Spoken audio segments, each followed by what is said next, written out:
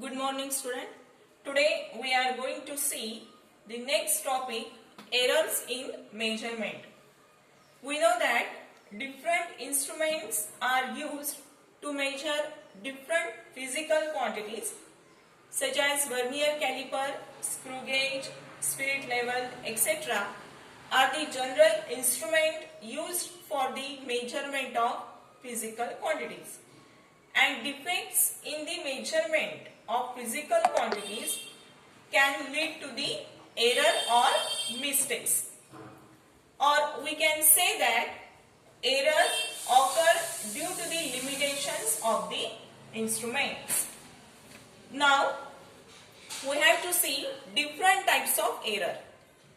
Error म्हणजे काय आहे तर त्या मेजर केलेल्या फिजिकल क्वांटिटीमध्ये जो काही आपल्याला डिफेक्ट किंवा फॉल्ट मिळत असतो त्याला आपण काय म्हणतो error.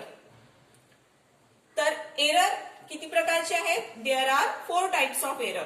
Instrumental error, systematic error, personal error and random error. Now let us see what is instrumental error.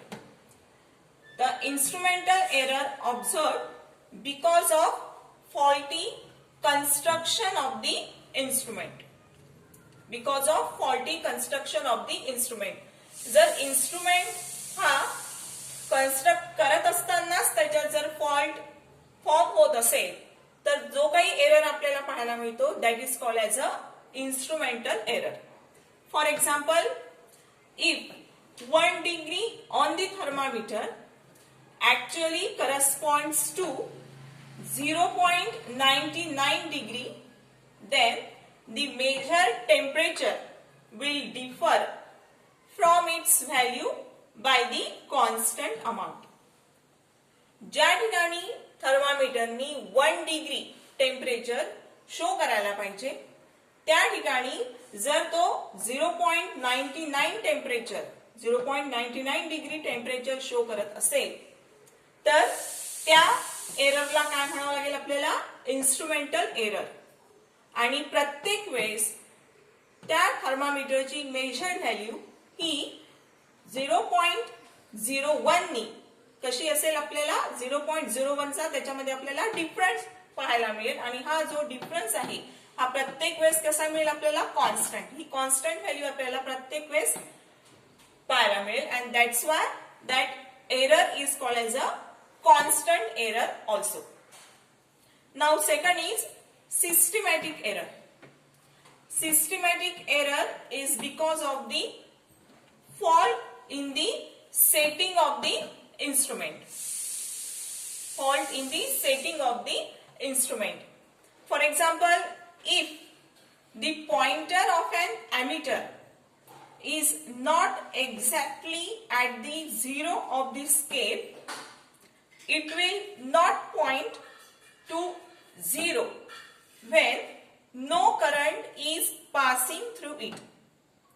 Systematic error केव्हा पाहायला मिळतो? ज्यावेळेस त्या इन्स्ट्रुमेंटच्या सेटिंग मध्येच जर फॉल्ट असेल तर आपल्याला सिस्टमॅटिक एरर पाहायला मिळतो.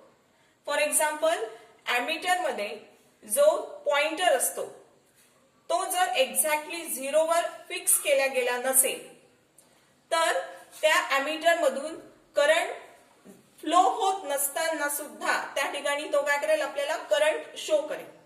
And that error is called as a systematic error. Third is personal error.